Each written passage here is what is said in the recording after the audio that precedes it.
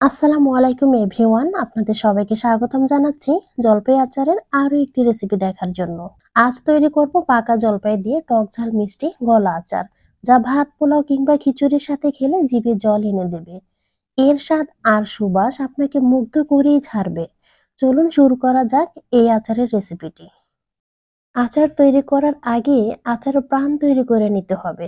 তার জন্য ধনিয়া, জিরা, মেথি আর শুকনা মরিচ একসাথে মৃদু আঁচে হালকা করে একটু ভেজে নিতে হবে। এরপরে ঠান্ডা করে আধ ভাঙা করে নিলেই কিন্তু আচারের প্রাণ তৈরি হয়ে যাবে।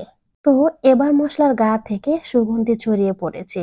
এখন কিন্তু নামিয়ে নিতে হবে। এরপরে ঠান্ডা করে আধ ভাঙা করে নেবেন, মিহি গুঁড়ো করা যাবে না কিন্তু। এখন পরিমাণ মতো কিছুটা সরিষার তেল গরম করে নিতে হবে। গরম করা এই তেলের মাঝে দিয়ে দিতে হবে 5 ফোড়ন, সেই সাথে দেব সরিষা বাটা, আদা রসুন বাটা। এবার মৃদু আঁচে ভাজতে থাকতে হবে যতক্ষণ না পর্যন্ত এই মশলাগুলো থেকে মিষ্টি সুবাস বের হয়ে আসে। মশলাগুলো যেন কোনোভাবে অতিরিক্ত তাপে পুড়ে না যায় সেদিকে লক্ষ্য রেখে ধীরে ধীরে মৃদু আঁচে ভেজে নিতে হবে। ভাজার একটা পর্যায়ে যখন মশলাগুলো দেখতে ঠিক এইরকম মনে হবে, তখন এখানে জলপাইগুলো দিয়ে দিতে হবে। পাকা জলপাইগুলো আগে থেকেই আমি ভালোভাবে ধুয়ে পরিষ্কার করে সেদ্ধ করে হাতে চটকে নিয়েছিলাম। এগুলো পুরোটাই দিয়ে এই তেল মশলার সাথে খুব ভালোভাবে ভেজে নেব। ভেজে নেওয়ার এ সময় চুলার তাপমাত্রা মিডিয়াম হিটে রেখে ভেজে নেব, যেন অবশিষ্ট থাকা পানিগুলো শুকিয়ে যায়। এখন দিয়ে দিব মরিচ গুঁড়া, হলুদ গুঁড়া। আবারও কিছুক্ষণ সময় নিয়ে ভেজে নেব। এতে করে জলপাইয়ের রং আর মশলা খুব ভালোভাবে মিশে যাবে। এরপরে দিয়ে দেব লবণ আর নিজের পছন্দ মতো চিনি। কতটুকু মিষ্টি খেতে চান সেই বুঝে চিনি অ্যাড করে দেবেন।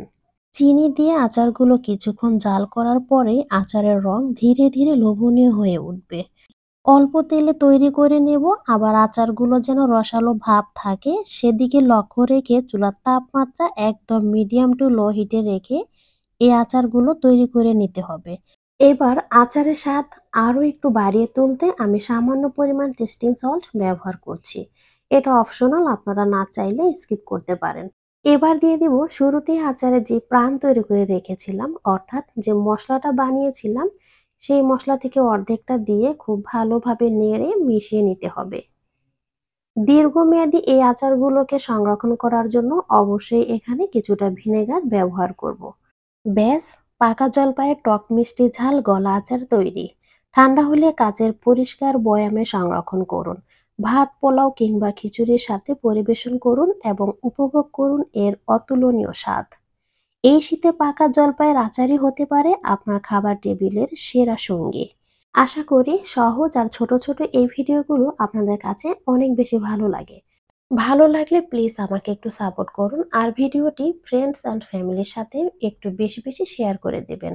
সহজ এই ভিডিওটি আপনাদের কাছে কেমন লেগেছে অবশ্যই জানাবেন।